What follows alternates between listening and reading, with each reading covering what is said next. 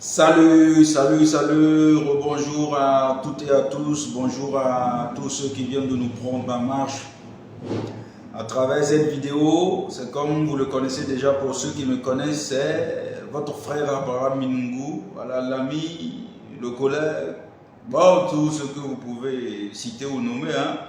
Ben, c'est Abraham Minungu de l'Université de la Vie, GGP Univi. Cette université-là qui a pour mission, qui a pour vocation de recruter ses étudiants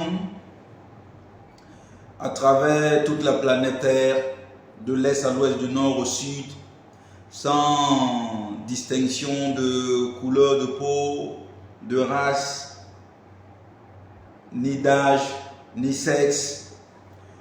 Tous les êtres vivants, tous les êtres humains, tous ceux qui sont dotés de conscience, qui peuvent réfléchir, qui peuvent parler, ceux-là sont de potentiels candidats, de potentiels étudiants pour notre université GGP Univi, qui veut dire Université de la Vie, une université consacrée aux choses pratiques de la vie, une école de la vie, une université de la vie qui ne parle que des choses de la vie et qui a pour objectif, pour mission, le bonheur de l'espèce humaine, le bonheur de l'homme sur terre.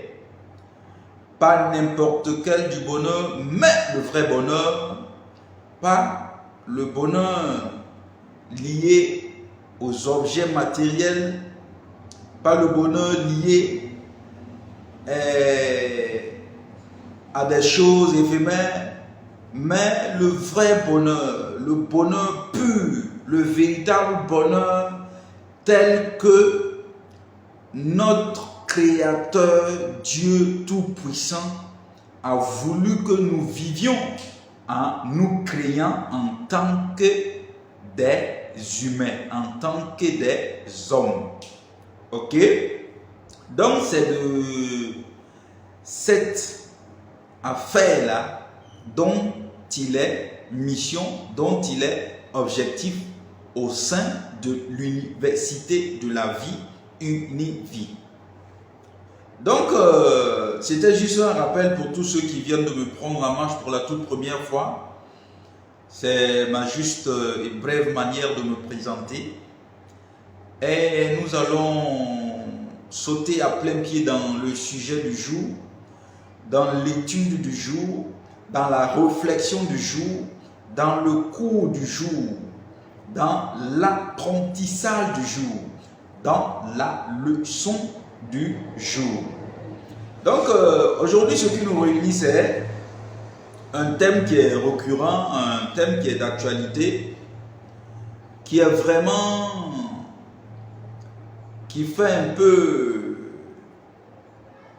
l'apologie de nos frères qui sont révoltés dans ces derniers temps.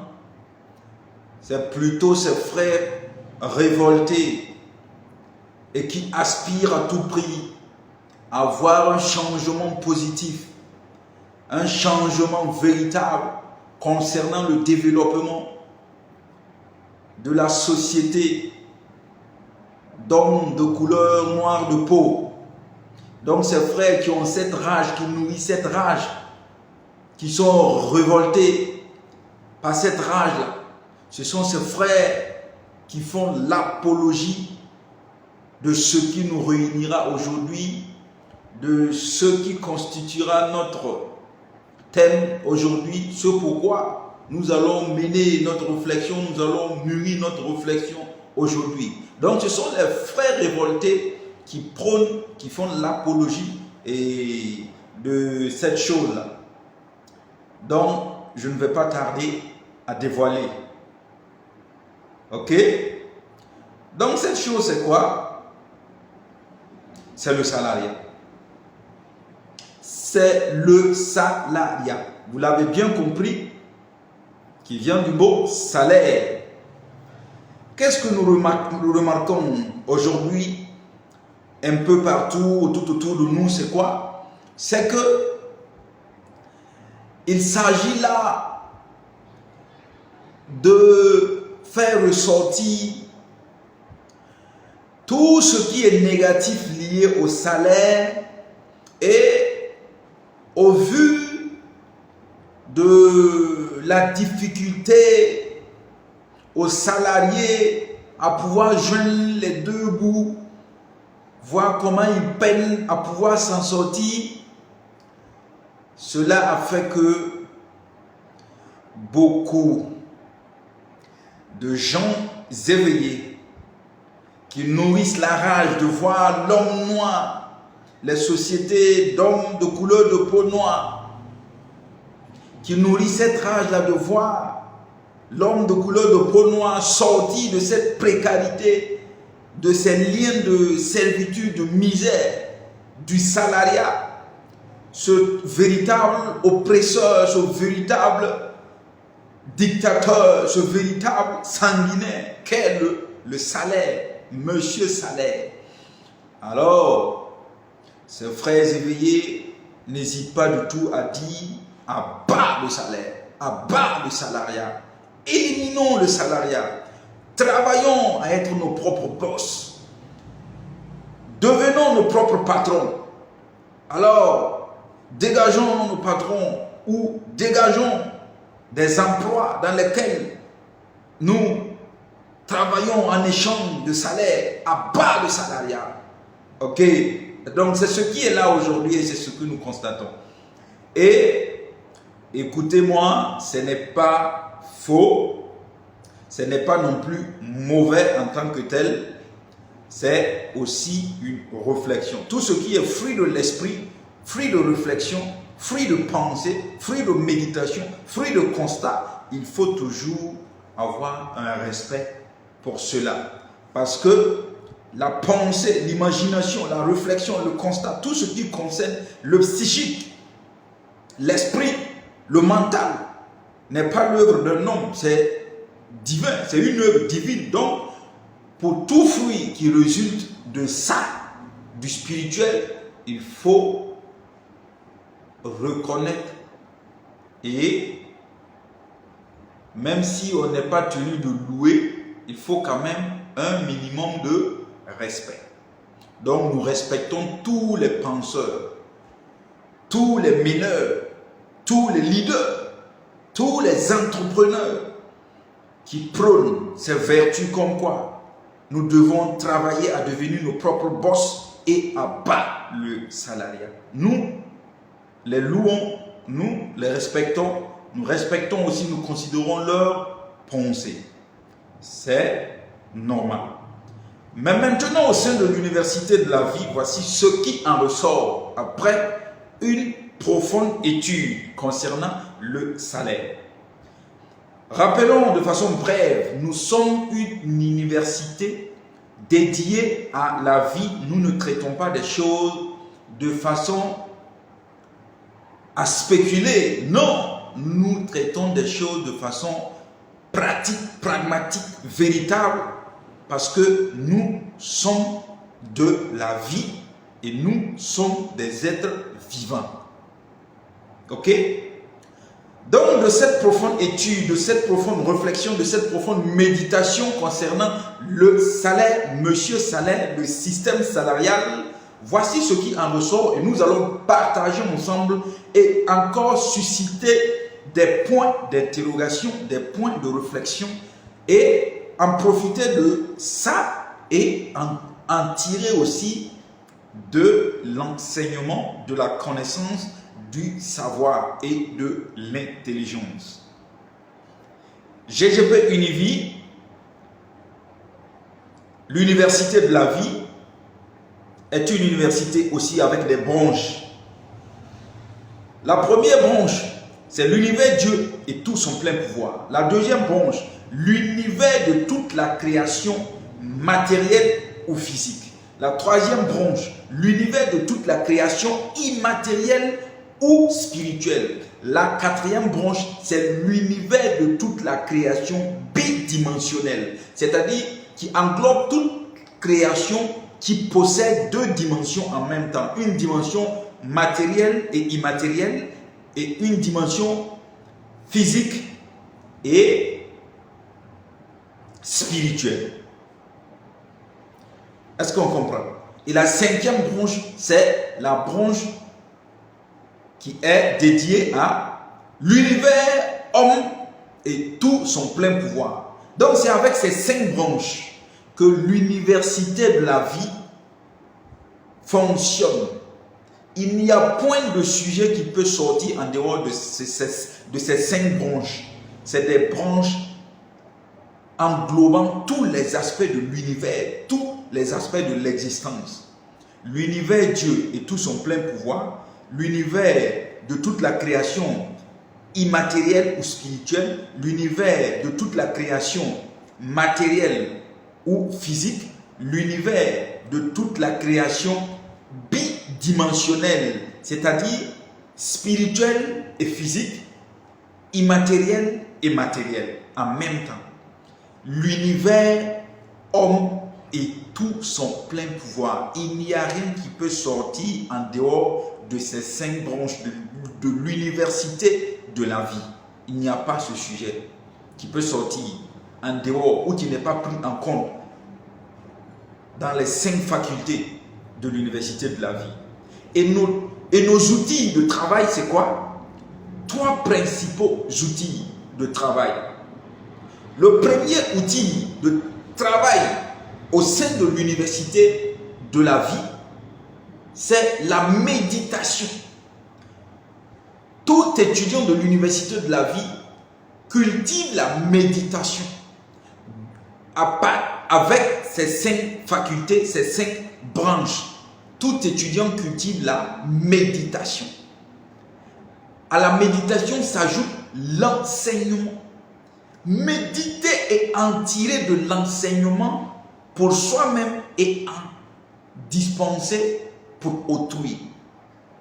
Et troisième principal outil indispensable de travail au sein de l'université de la vie, c'est la prière ou encore la spiritualité.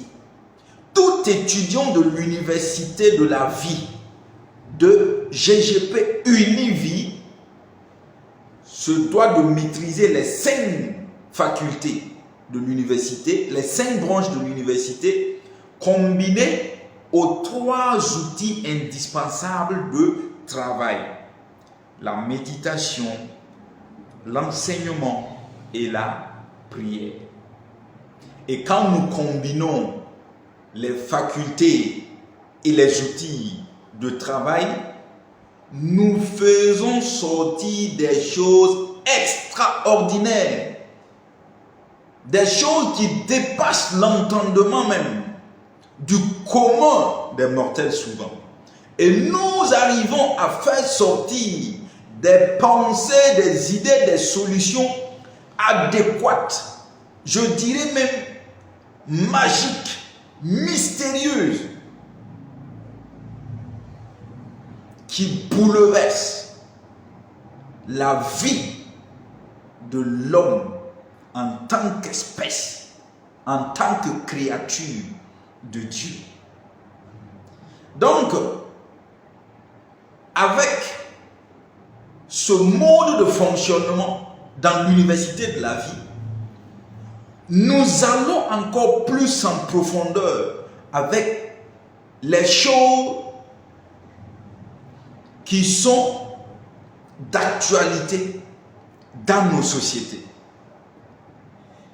Il est temps que ceux qui nourrissent le profond désir de voir les sociétés noires sortir de leur situation de vie précaire, misérable, ces derniers prônent le fait que le salariat doit tomber. On doit même fuir la fonction publique. Et même de voir la fonction privée, partout où tu es en train de travailler et que tu perçois de l'argent en échange, tu dois fuir ce travail, cette activité, cette fonction et aller devenir ton propre patron. Voici l'idée et la conception de ceux qui sont révoltés, qui nourrissent une saine colère de voir l'espèce humaine, surtout dans nos sociétés noires, pouvoir s'épanouir, pouvoir quitter cette vie de précarité.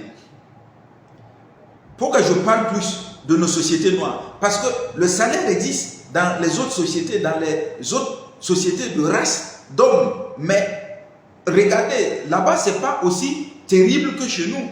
Parce que avec leur salaire de là-bas, si un homme de couleur de peau noire se retrouvait dans leur société, ils peuvent, à partir de leur salaire, venir bâtir toute une richesse dans les sociétés noires. Mais au sein de nos sociétés noires, si tu es salarié au sein de cette même société noire, le salaire que tu as pour le même job, pour le même boulot, pour la même fonction dans d'autres sociétés ne peut pas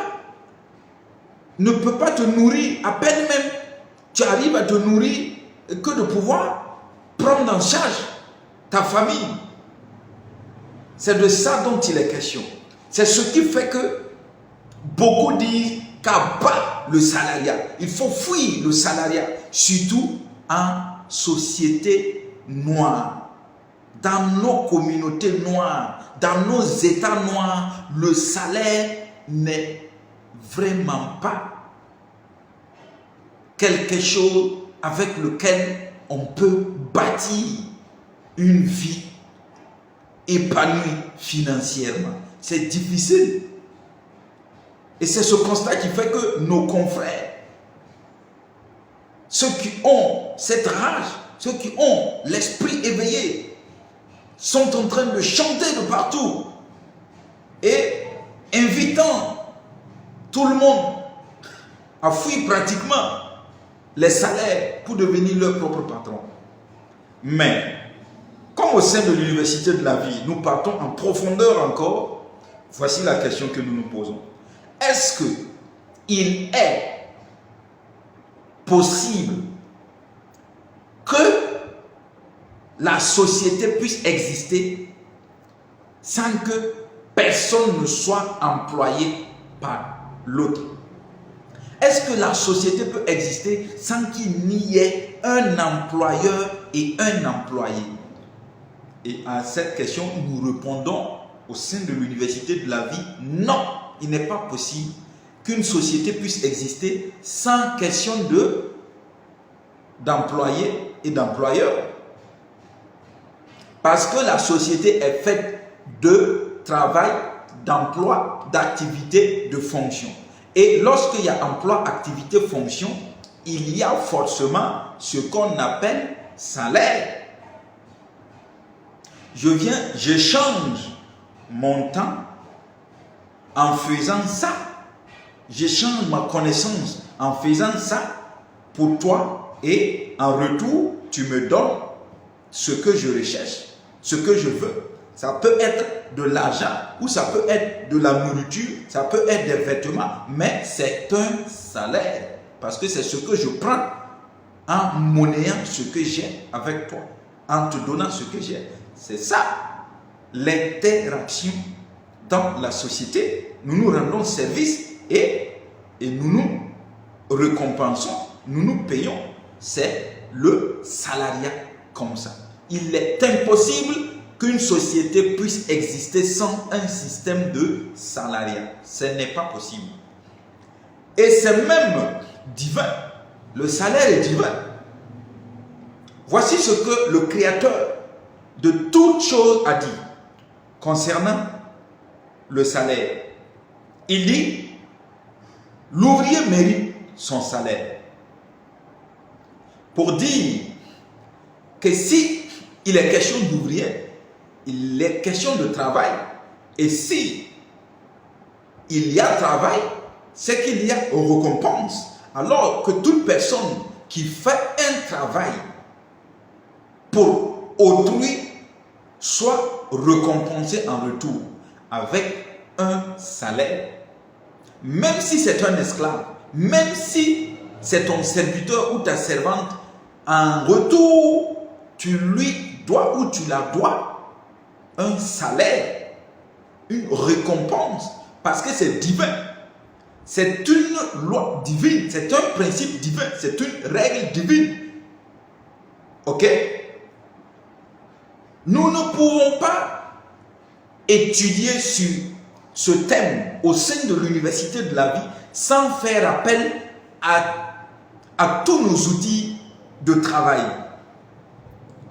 C'est ce qui rend nos études encore plus larges, plus enrichies et plus bénéfiques au sein de l'université de la vie. Nous avons dit quoi?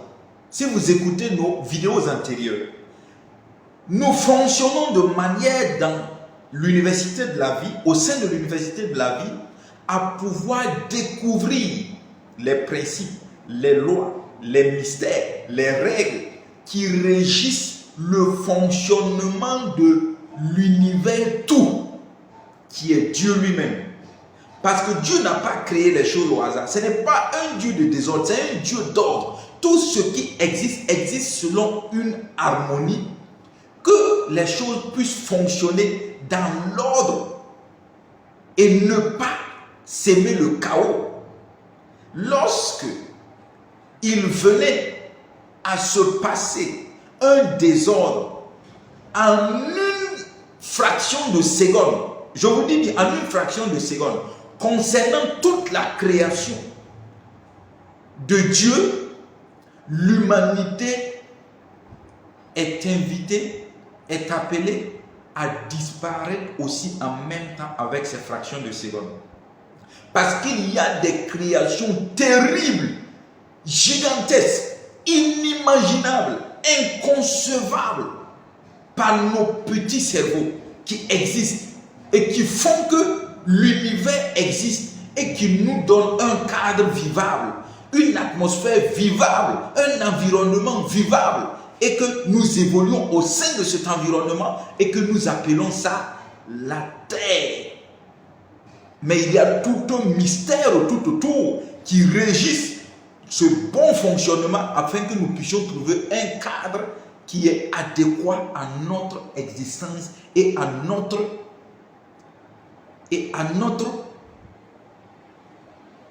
pérennisation, au maintien de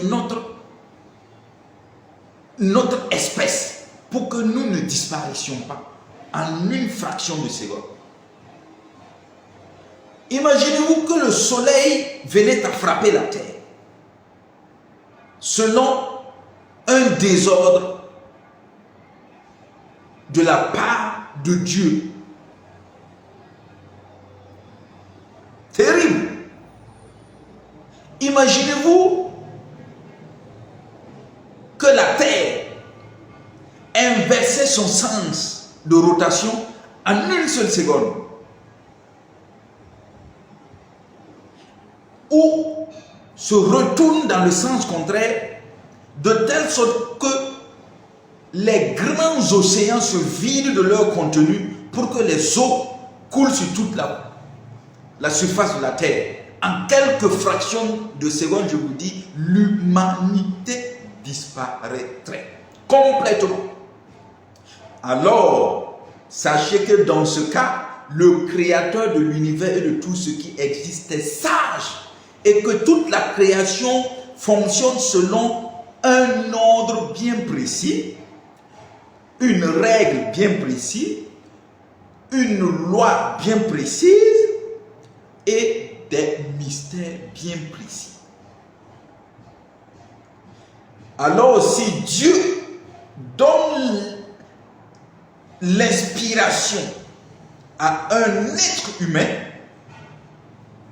d'écrire une phrase qui vient de lui, Dieu, créateur de tout ce qui existe, créateur de tout ce qui existe, s'il inspire un être humain à écrire une phrase, à écrire une loi, à écrire un principe, à écrire une règle, à écrire un mystère qui le concerne, alors toute la création se doit de prendre garde de ce qui vient d'être écrit, ce qui vient d'être transmis,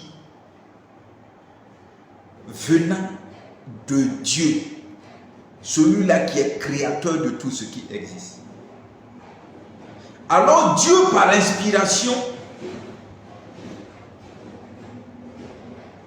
dans la vie d'un homme, un être humain, l'a poussé à écrire. L'ouvrier mérite son salaire. Retenez-en bien. Si vous voulez même évoluer dans vos travaux, dans vos activités, faites tout pour que vos employés aient leur salaire. C'est une parenthèse que je viens d'ouvrir. Parce que l'ordre est divin. Le principe est divin. La règle est divine. La loi est divine. Le principe est divin. Ne vous amusez pas avec. Celui qui mange le salaire de ses ouvriers, de ses employés, qui ne les rémunère pas normalement, est en train de se tacher les mains de sang. Comme le disait un célèbre chanteur dans mon pays, le Burkina Faso, Black Soman, qui dit que vos doigts sont tachés de sang. Combien de mois de salaire devez-vous à vos employés et vous ne les payez pas? Sachez que vos doigts, vos biens sont tachés de sang. Alors le salaire, c'est du sang. Quand un homme coule la sueur pour toi dans ton service, pour quelque chose, grille le rémunéré, paye-le, donne-lui. Même s'il ne te demande pas, oblige-le à le payer, oblige-le à le donner un salaire, parce que c'est divin. Dieu a dit, l'ouvrier mérite son salaire. Si toi tu dis que à ton niveau l'ouvrier ne mérite pas son salaire, le malheur est juste couché à ta porte. Il va falloir que tu te lèves et que tu domines. Qu'est-ce que cela veut dire? Réveille-toi, prends conscience et abandonne ce mode. Sinon, le péché dominera sur toi. Parce que c'est un péché quand tu fais le contraire de ce que l'on te demande. Ou vis-à-vis de cette personne, tu pêches. Et c'est ce qui se passe avec nous et notre Créateur, le Créateur des cieux et de la terre. Je parle de long en large, comme si je ne sais pas que j'ai dit que le thème d'aujourd'hui c'est le salaire. Mais c'est juste pour permettre que vous puissiez être bien assis pour pouvoir bien comprendre les profondeurs, les mystères de ce qui va en découler de l'enseignement d'aujourd'hui concernant le salaire. Ok? Donc le salaire, c'est une loi divine et on ne doit pas jouer avec. Lorsque un employé, un ouvrier travaille pour le salaire et est mal rémunéré et que le salaire lui fait gémir, lui fait se mordre les ongles, lui fait compter c'est toi la nuit, parce que le salaire est tellement insignifiant par rapport au boulot qu'il a pas et n'arrive pas à nourrir sa propre personne ou à satisfaire ses besoins. Il y a une malédiction à quelque part qui va frapper celui qui en est la base ou celui qui en est la cause. Ce n'est pas le salaire lui-même le problème, mais c'est celui qui octroie le salaire le problème. Celui qui est à la base du salaire le problème. Le salaire est un ordre divin. C'est une loi divine, ça ne dépend pas des humains. C'est depuis la genèse de la création, le système salarial a toujours existé. On ne peut pas être une société sans système salarial. Ce n'est pas possible. Nous interagissons et nous sommes tous reliés les uns aux autres par un contrat. Et c'est ce qui forme le contrat social. D'après Karl Marx, le contrat social, nous sommes tous en intercontrat. Et nous nous payons. Je suis un employé de quelqu'un peut-être que je ne connais pas, bien que je me vante étant à mon propre compte. Je suis un employeur d'un employé peut-être que j'ignore et que je me vante que je ne dois pas de l'argent à quelqu'un qui travaille pour moi. Est-ce que vous voyez comment c'est très très dangereux? Nous devons faire très très attention à cette affaire de salaire. Parce que c'est une loi divine. Nous devons faire très très attention à cette affaire de salaire. Que ce soit le gouvernement, la fonction publique, que ce soit le privé, que ce soit un particulier, un chef d'entreprise, nous devons faire très attention à ce principe salarial. C'est divin. Les ordres de Dieu, les lois de Dieu, les principes de Dieu ne trient pas les hommes selon leur couleur de peau ou selon leur ethnie ou selon leur localité. Non! Les principes de Dieu sont de sorte que ça régisse le bon fonctionnement de toute la création de l'univers, y compris l'homme lui-même. Les lois purement humaines, je dirais les lois divines, consacrées purement à l'homme, l'homme doit de les pratiquer qui qu'il soit, où qu'il soit, et à n'importe quel moment. L'homme se doit de chercher à connaître ces lois, de les mettre en pratique, de les appliquer pour pouvoir permettre le bon fonctionnement de tout le système, de tout l'univers Dieu. Ok? Est-ce que je comprends jusque-là? C'est ce qui est à la base de plusieurs malheurs liés à plusieurs sociétés, dont de peau noire, parce que les questions de salaire sont pris à la légère. Les questions de salaire sont prises à la légère. On ne considère même pas le salaire. À peine même on veut rémunérer celui qui transpire pour nous. C'est un malheur, c'est un fléau qui nous frappe. Qui frappe nos entreprises, qui frappe nos sociétés, qui frappe tout ce que nous bâtissons. Ça ne peut pas aller loin. Du jour au lendemain, un malheur terrible, ça va à tout ce que nous avons pu bâtir. Parce que c'est du sang humain, c'est du sang de tes ouvriers, de tes travailleurs que tu as bâti ça. Et tu ne les permets pas de jouir du fruit de leur travail, de la récompense, du service qu'ils te rendent. Tu t'attires des malheurs sur toi, puisque le salaire est un ordre divin. Ne permets plus que quelqu'un travaille pour toi sans le payer, qui qu'il soit. Aussi petit que la personne soit-elle, paye-la. Donne-la quelque chose, parce qu'elle t'a rendu service. Même si c'est une pièce, une petite pièce, tends-la. Quand tu vas t'appliquer à cette loi, tu verras que ta vie s'améliorera.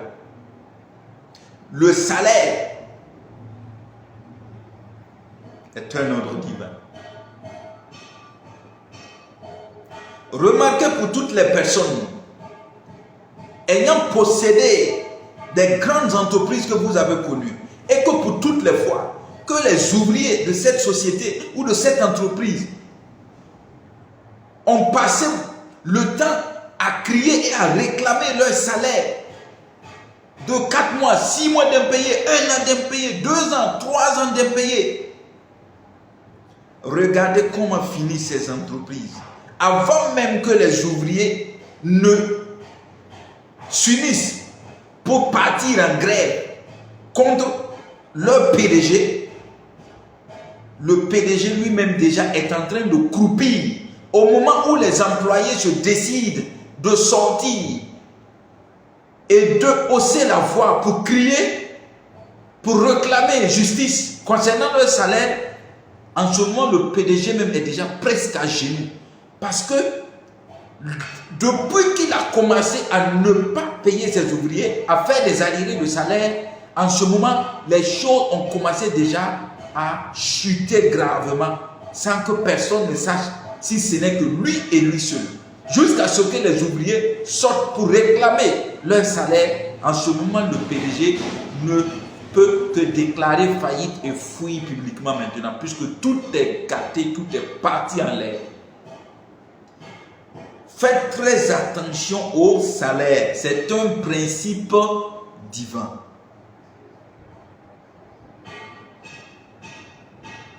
Le salariat, le système salarial n'est pas quelque chose de mauvais en lui-même. Non. Dieu est au courant de ça et Dieu a dit l'ouvrier mérite son salaire. On ne peut pas sortir ça de nos vies. Mettons en pratique. Et par le salaire, sachons que Dieu a l'œil dessus.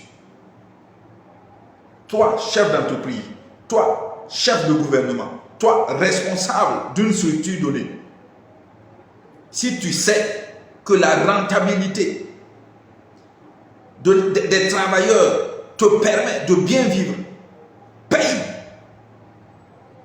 paye-les, paye tes travailleurs, paye-les, sans vouloir les exploiter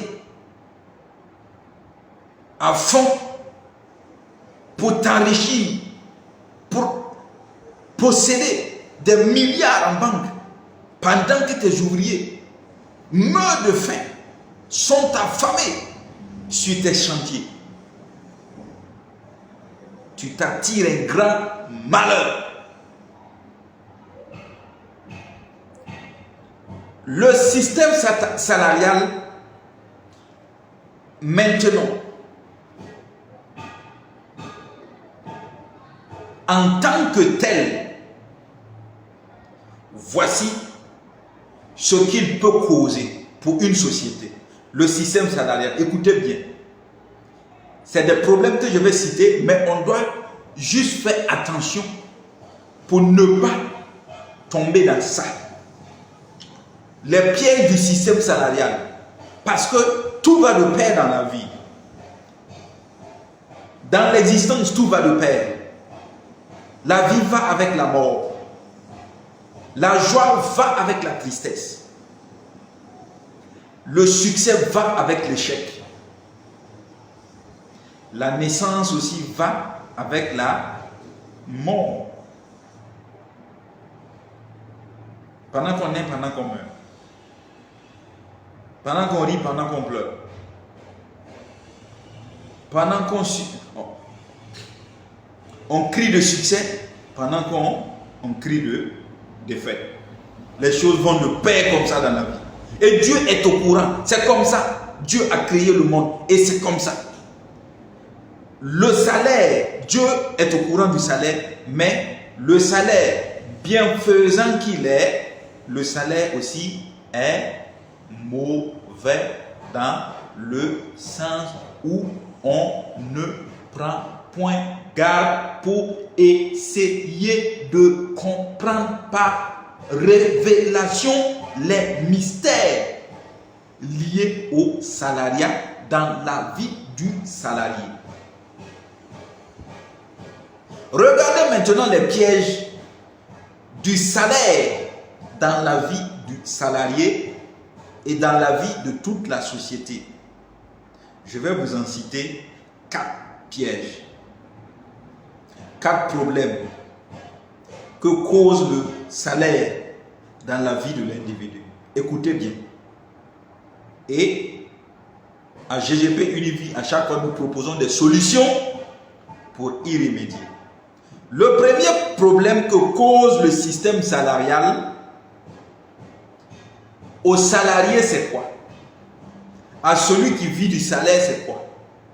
C'est que celui qui a conditionné dans sa tête qu'il est salarié et qu'il perçoit un salaire à chaque fin du mois, à chaque semaine ou à chaque semestre ou trimestre, voici ce qu'il se dit. Et c'est un piège, c'est un problème lié au salaire dans sa vie. C'est quoi? Premier point, c'est que le salaire, le programme, a une vie de routine. Le fait qu'il sait déjà qu'il a un salaire et il perçoit comme ça à la fin du mois, il vit déjà en fonction de ce qu'il a à la fin du mois. Le salarié, voici. Ce qui fait que les choses semblent être suicidaires avec le système salarial. Ce qui fait que nos frères révoltés combattent le salariat. C'est ça d'abord. C'est que le salaire dans la tête du salarié, le programme a une vie de routine. Le fait qu'il sait qu'il a comme ça à la fin du mois, il fait tout en fonction de ce qu'il a à la fin du mois. Voici, il vit comme ça. Vie de routine. Programmation d'une vie de routine par le salaire. Deuxièmement,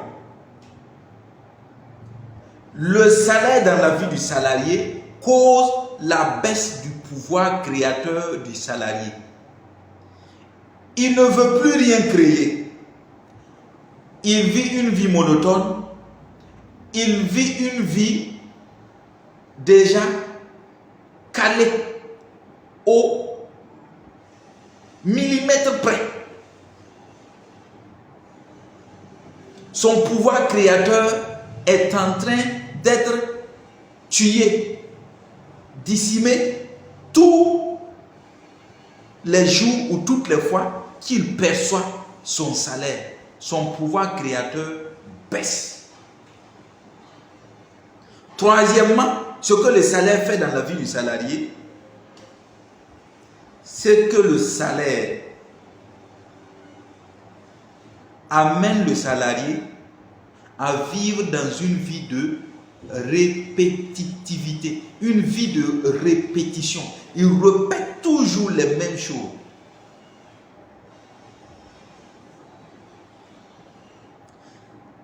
Ça peut vouloir se ressembler, mais quand je vais rentrer dans les détails, vous allez comprendre que rien ne se ressemble dans tous ces 3 premiers points que je viens de citer. La programmation de l'individu a une vie de routine, la baisse du pouvoir créateur de l'individu, la vie répétitive de l'individu, du salarié. Voici les 3 premiers points. Et le 4e point, c'est le manque maintenant de projets de développement sociétal dans la vie du salarié. Connaissant déjà son salaire, sachant qu'à tel temps, il aura son salaire. Souvent même, il finit le salaire avant que le salaire n'arrive. Il finit de le bouffer avant de le toucher. Vous voyez même le nom, vous voyez le mot qu'on emploie pour dire que tu prends ton salaire, c'est quoi? C'est toucher. Ça veut dire il n'y en a pas trop, hein? On s'en va seulement toucher. Toucher le salaire. Tu t'en vas toucher ton salaire. Le salaire tellement qu'il ne vaut rien, on ne prend pas, on s'en va toucher. Et voici le mot qu'ils ont mis pour accompagner le salaire lorsque l'ouvrier s'en va percevoir son salaire, son dû. On dit qu'il s'en va toucher. Vous voyez, ça va toucher le salaire. Et maintenant, ce salaire programme le salarié à une vie de routine, baisse son pouvoir créateur, l'amène à vivre une vie de répétition tue en lui tout projet de grandeur. Voici les 4 problèmes, les 4 fléaux que le salaire fait dans la vie du salarié. Et les solutions pour remédier sont simples. N'allez pas chercher ailleurs. Faites le contraire de ce que le salaire fait sur vous. Le salaire programme en toi une vie de routine.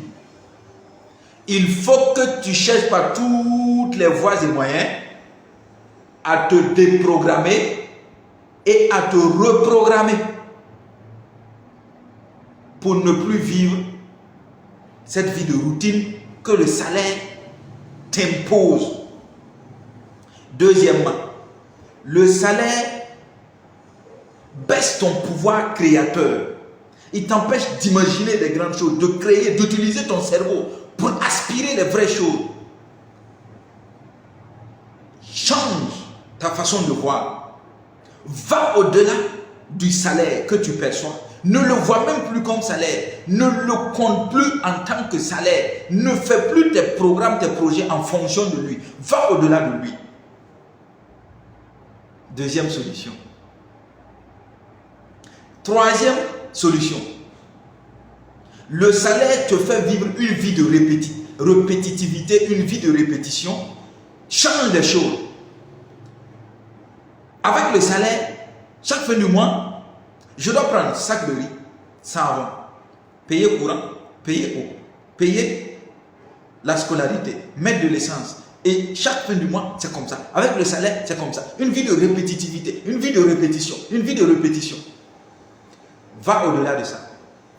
Salaire, toi, tu ne serais pas consacré tous les jours à payer un sac de riz, savon, essence. Non, toi, je vais te prendre cette fois-ci là. Je vais te prendre et je vais t'enlever. Aller payer quelque chose que peut-être moi je n'ai même pas besoin. Mais prends ça, allez proposer à quelqu'un d'autre qui a besoin. S'il veut, qu'il paye. Ton salaire, je vais t'enlever. Fais ça cette fois-ci. Répétition tous les jours. Payer sac de riz, payer chaussures, mettre essence, payer courant, payer. Tout le temps.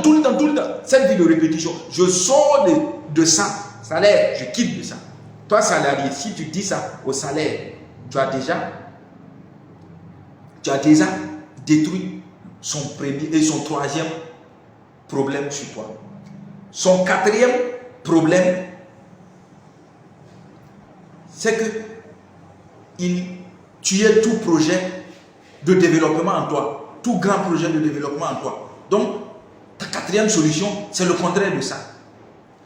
Avec le salaire, petit qu'il soit, je ne m'imaginais jamais posséder telle chose, tel bien. Avec ce salaire, petit qu'il soit, je ne m'imaginais jamais un jour pouvoir offrir des cadeaux à des gens, venir au secours des gens qui sont dans des difficultés plus que moi. Ou bien ce salaire, petit que soit-il, ce salaire, petit qu'il soit, il m'empêche d'avoir un projet de construction d'un appartement de 5, 6 étages. Des grands projets. Pourquoi pas? Ton salaire t'empêche de concevoir en toi, construire une grande école pour ton village, construire une grande université pour ton village, construire un grand centre hospitalier dans ton quartier, dans ton village, dans ton pays. Ton salaire t'empêche de voir tout ça. N'en parlons même pas de rouler dans une voiture de 10, 15, 20 millions. Pour toi, c'est une folie. C'est ton salaire sur lequel tu es basé, focalisé tous les jours, concentré, fixé là. C'est ton salaire qui te donne ces perceptions. Ça te fait vivre la routine. Ça baisse ton pouvoir créateur, ça te fait être toujours dans la même répétition et ça tue en toi tout projet de développement, toute grandeur de projet de développement. Si tu fais le contraire de tout ça, mais tu t'es tiré d'affaire, le salaire ne serait plus un malheur pour toi, mais ça serait un moyen, juste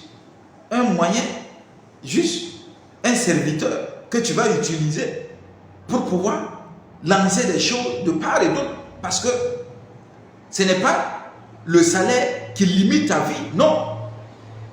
Ta vie est au-delà, largement au-delà. Tes projets sont au-delà de ce petit salaire. Et le fait que tu aspires tout en grandeur dans ta tête, le petit salaire, tu vas le prendre et trouver des trous,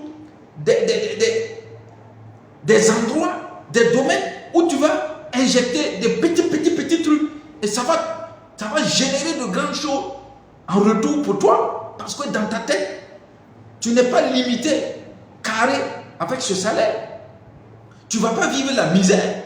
Tu vas voir, si d'autres qui touchent le même salaire que toi vivent dans la misère, toi, tu ne vivras pas la même misère parce que dans ta tête, tu es allé au-delà des chaînes que le salaire fixe en toi. Et c'est ça le secret et le mystère que nous devons faire ressortir pour montrer aux salariés. N'abandonnez jamais votre fonction, votre travail qui vous permet d'obtenir un salaire. Sachez que c'est comme des graines, des semences que vous obtenez à partir de ce salaire. Dieu est au courant de ça. Prenez ça, cherchez des domaines, semez. Mais ayez toujours en vous que Dieu vous a donné le pouvoir par votre pensée, par votre psychique, à créer des choses dans votre tête, afin que ces choses se matérialisent. Ok? Mais si vous tuez ce pouvoir-là en vous, vous êtes un être bidimensionnel. Est-ce que vous vous souvenez d'une de nos branches, la 4e branche, l'univers de toute la création bidimensionnelle. Vous êtes une créature bidimensionnelle.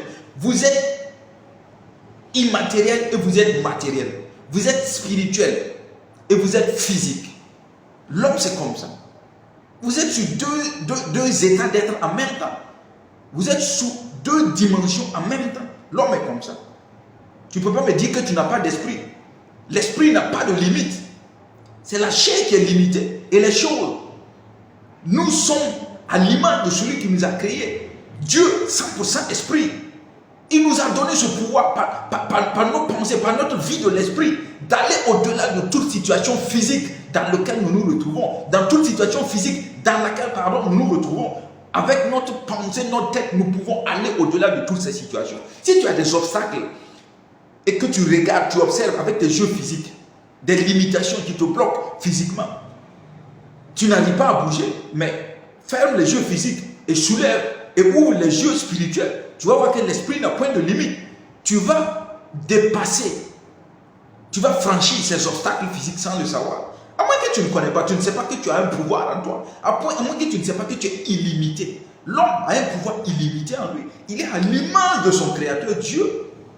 C'est Dieu seul qui est la limite de l'homme. Sinon, tout ce qui reste, l'homme il peut tout explorer. Il peut tout essayer. Dieu lui permet même de contourner certains de ses principes. Mais il le regarde, il l'observe. Et ce qu'il va rencontrer en contournant ces lois, si ça le prie, tant pis pour lui, Dieu regarde. Il y a des domaines dans lesquels, comme ça, Dieu permet à l'homme même de contourner des règles, des lois, et puis les regarde.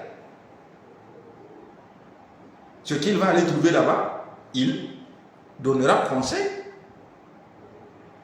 à ceux qui sont derrière, ceux qui voudront refaire la même chose demain. Donc c'est comme ça. Le salaire n'est pas un malheur. C'est l'individu lui-même qui n'a pas compris ce que c'est que le salaire. Le salaire est un bien. C'est une sémence dans la vie du salarié. Saisis le salaire. Va au-delà du salaire par ton imagination, par ta pensée. Le salaire est une sémence financière que tu vas utiliser pour s'aimer de partout. Quelles qu'en soient les difficultés. Mais ça a toujours été difficile. Il n'y a rien que tu vas faire sans difficulté, mon ami. Il n'y a rien, c'est dur, mais paye le prix, le salaire, tu le prends comme ça. Tu vois que tu es déjà endetté, mais prends le salaire, fais quelque chose. Mais là, il y a eu un piège aussi, que les États africains, malheureusement par ignorance, ont mis en place et qui fatigue beaucoup nos sociétés en Afrique. L'État, les hommes politiques disent que quand tu es agent de la fonction politique, voici, tu ne te dois plus d'entreprendre, tu ne te dois plus de te lancer dans telle activité, tu ne dois plus faire du commerce, tu ne dois plus investir par là, tu ne peux plus faire ça. Mais c'est une ignorance qui a été grave et que toutes les sociétés africaines payent ça cher aujourd'hui. Ces lois qui sont prises par ces autorités africaines ont contribué à tuer, je dirais, les sociétés africaines. Puisque, effectivement, tu vas voir, tous ceux qui étaient salariés ne pouvaient plus rien faire d'autre que de se contenter de leur salaire. Et en se contentant de son salaire, il n'a plus de projet, il n'a plus de grands projets, il ne rentre plus la nuit pour penser, pour cogiter, il ne passe plus de nuits blanches parce qu'il doit accroître ses richesses. Non, il se dit, à la fin du mois, je perçois comme ça. Et il vit en fonction de ça. Et toute la société a été embrigadée par cette façon de faire les choses.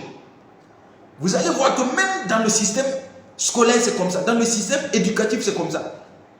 Les hommes politiques ont fait en sorte que il y a eu la monotonie et la répétitivité dans tout le système. Et c'est mauvais.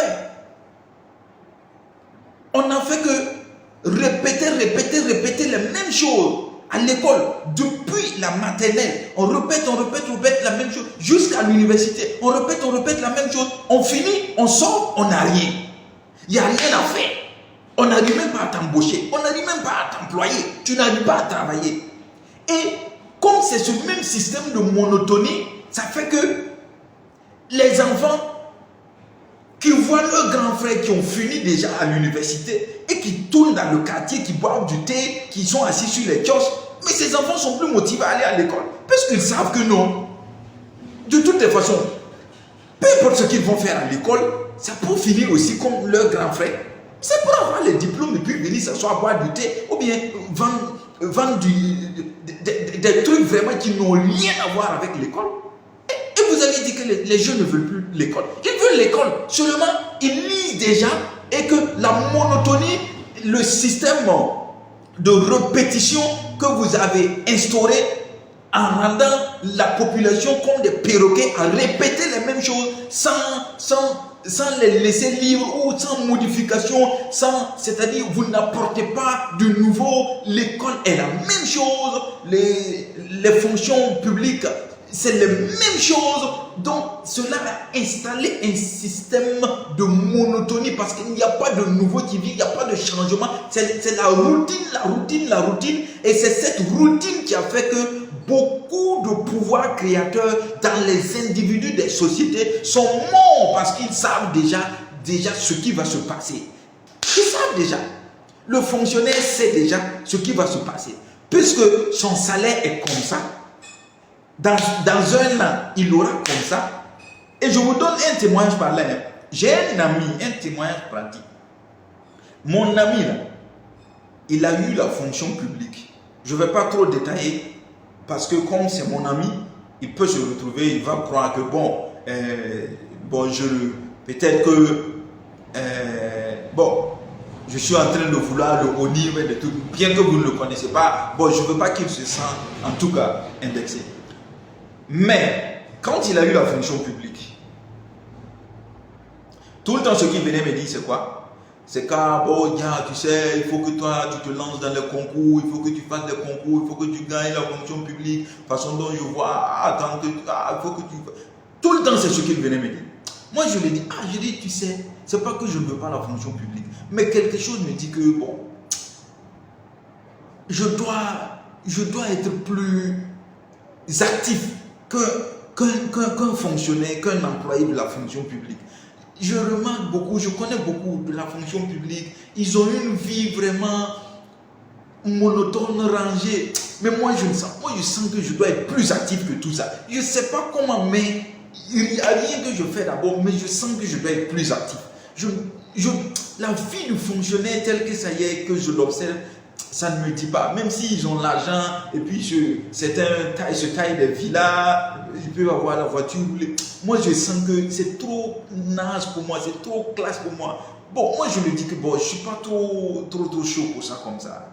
Mais lui, bon, le fait qu'il est content, et puis chaque fois qu'il vient pour causer avec moi, il me dit déjà ce qu'il va faire dans temps. Il me dit déjà qu'il a pris un prêt, il a fait quoi. Je l'observais, je dis ok, il n'y a pas de problème. Et je vous assure que ce que je veux faire ressortir ici, c'est quoi?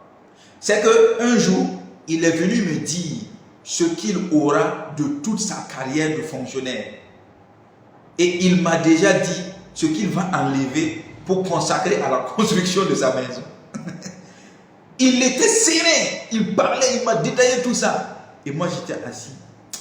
Je lisais une certaine misère au fond de moi. Et je l'écoutais, je dis, ouais. C'est vrai, moi je n'ai pas de fonction d'abord. Moi je n'ai pas de travail, je ne suis pas employé, je ne suis pas fonctionnaire, je n'ai pas de salaire. Mais moi, je nourris des grandes choses en moi, même si je n'ai pas de domaine d'abord que je frappe dedans. Je nourris des choses en moi. Et lui, il voit la façon dont je bricole déjà des petits trucs, je fais des petits trucs. Et souvent, il vient, il me dit que toi tu es un bricoleur, et toi, que toi quoi? Que si toi tu étais aux États-Unis quoi? Ou bien si toi tu étais en Europe quoi? Je sais que toi tu allais révolutionner beaucoup de choses. Mais il me dit qu'à chaque fois qu'il allait faire la fonction, le concours pour avoir un travail comme ça aussi, peut-être je vais avoir l'argent pour... Moi, je trouve que on ne partage pas les mêmes aspirations sur ce plan, en fait. Et ce qui m'a fait rire, il m'a parlé de toute la somme qu'il pourra se faire en tant qu'agent de la fonction publique. Il m'a donné l'année où il doit aller en retraite. Puisque tout se connaît déjà. Quand tu es employé de la fonction publique, tout se connaît déjà. Et il sait déjà combien il touche. Il m'a déjà dit ses avancées et combien il aura lorsqu'il aura atteint le plafond jusqu'à sa retraite. Voici ce qu'il aura. Il m'a parlé même de ses indemnités de quoi, indemnités de quoi. Oh, il est tellement intelligent sur tous ces bords, je vous assure. Très intelligent sur tous ces trucs-là. Il m'a tout détaillé. Et puis il m'a dit que de toute sa fonction de carrière, qu'il aura, c'est pas 16 millions, mais c'est combien? Bon, je ne me rappelle plus trop, parce que bon, moi je reconnais seulement. Il me dit que moi je vois que 16 millions, que durant toute sa vie, regarde, durant toute sa vie, il aura 16 millions, s'il consacre même si c'est 10 millions pour construire sa maison. Il va construire une grande maison au village. Parce que lui, il ne veut pas vivre en ville. Il veut qu'après sa retraite, il rentre au village. J'étais assis, je le regardais et je lisais une misère. J'ai lu une misère, mais il ne pouvait pas comprendre. Moi non plus, je ne pouvais rien lui dire. Puisque même je n'avais rien qui montrait. Je nourrissais cette grandeur seulement en moi comme ça. Mais il n'y a rien qui montrait. En quoi je vais lui dire que je sens que tu dois aller plus, tu dois aspirer plus que ça. Le salaire que tu as là, tu dois chercher des idées pour que ce salaire-là puisse te donner quelque chose. C'est en cela que j'interpelle également tous les systèmes étatiques de lever ces barrières-là. Ces barrières qui limitent tout agent de la fonction publique à ne vivre et à ne dépendre que de son salaire, alors que le salaire ne le suffit pas pour se mettre à l'aise ou prendre soin de sa femme, de ses enfants, ou bien prendre soin de son mari, de ses enfants, ou bien prendre soin de ses parents au village, ou bien, vous voyez, c'est difficile. Donc, lever ces barrières-là, donner libre cours à tout employé de la fonction publique de savoir qu'il est appelé à innover dans le secteur, dans le ministère dans lequel il est. On attend de son cerveau, on attend de son esprit, on attend de son imagination qu'il donne des idées révolutionnaires et qu'à partir de ces idées révolutionnaires, son salaire peut sortir de la grille salariale ordinaire, habituelle dans laquelle il est actuellement.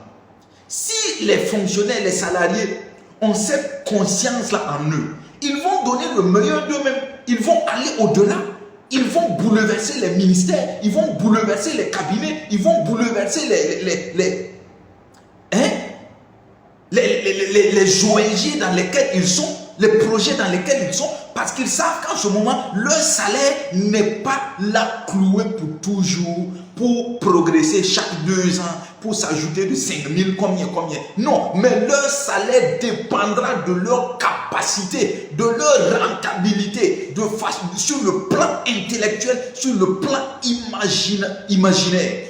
Or, s'il y a ça, si celui qui révolutionne, si celui qui perce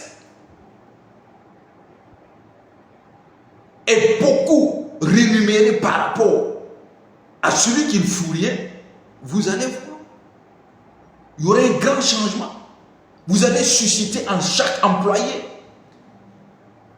une force de créativité, un pouvoir créateur. Ils vont aller au-delà de leur salaire. Ils vont entreprendre dans des secteurs parallèles. Et ils vont mettre leurs frères et sœurs et puis les pousser. Et ces secteurs aussi vont grandir. Il ne faut pas dire que non, le fonctionnaire ne peut plus faire le commerce. Il faut laisser le commerce aux commerçants. Des trucs. Mais si le commerçant se voit capable de venir passer un concours de la fonction publique pour être un fonctionnaire, qu'il vienne passer un concours de la fonction publique et qu'il devienne fonctionnaire. Si le fonctionnaire est à mesure de monter une entreprise commerciale parallèle et qu'il peut donner les mêmes résultats à son bureau que dans son entreprise, mais qu'il s'en va, qu'il monte l'entreprise, de toutes les façons, dans l'entreprise, il va recruter 2-3 personnes que l'État n'a pas pu recruter. Mais ça s'ajoute. Ne mettons pas des limitations, des barrières, des lois, des principes, des décrets inutiles qui vont croupir la société, qui vont limiter la société, tuer le pouvoir créateur de la société. Non, il faut que la société puisse toujours s'attendre à l'inconnu, aspirer à l'inconnu, avoir l'espoir. Mais si vous tuez l'espoir par une grille salariale déjà lisible jusqu'à la fin de la carrière de l'agent, en quoi est-ce qu'il s'attend? En quoi? Où est l'espoir? Il sait, en étant déjà meurtri, il est mort, un agent cadavre ambulant au sein du ministère qui tourne, puisqu'il voit déjà son salaire jusqu'à 30 ans, 20 ans, ou bien 25 ans de carrière. Ce qu'il ne pourra jamais faire, ce qu'il ne pourra jamais s'imaginer, ce qu'il ne s'offrira jamais. Levez ces barrières, levez ces lois, levez ces principes, trouvons des idées. Galvanisons les agents de la fonction publique. Tout salarié se doit d'avoir une possibilité d'aller au-delà de lui-même et de donner le meilleur de lui-même. Et que ce qu'il va faire sortir serait pris en compte, serait valorisé et récompensé avec un salaire encore à la taille de ce qu'il a, de ce qu'il a pu creuser son cerveau pour donner, creuser son esprit pour donner. La société va se développer rapidement. Ne les limitez pas avec des lois qui les bloquent dans des positions de précarité, de misère, qu'ils lisent déjà et qu'ils peuvent lire dans les jours à venir et qu'ils n'ont pas d'espoir. Ils savent que même dans 10 ans, dans 15 ans, dans 20 ans, pendant que je suis toujours dans ce système, c'est la même chose. C'est ce que je disais concernant l'école d'ailleurs. L'école, vous voyez, les enfants, dès le primaire, dès le collège, dès le lycée, ils voient déjà comment sont leurs grands frères. C'est déplorable parce que c'est la répétition, la répétitivité. Le système ne change pas. Le système ne donne pas quelque chose de nouveau aux apprenants pour que les apprenants puissent s'attendre à l'inconnu, puissent espérer, puissent se nourrir d'espoir, hein, d'un jour se retrouver avec tel nouveau truc. Mais on sait que c'est la même chose tous les jours jusqu'à ce que, oh, c'est un piège. C'est dramatique, déplorable, misérable.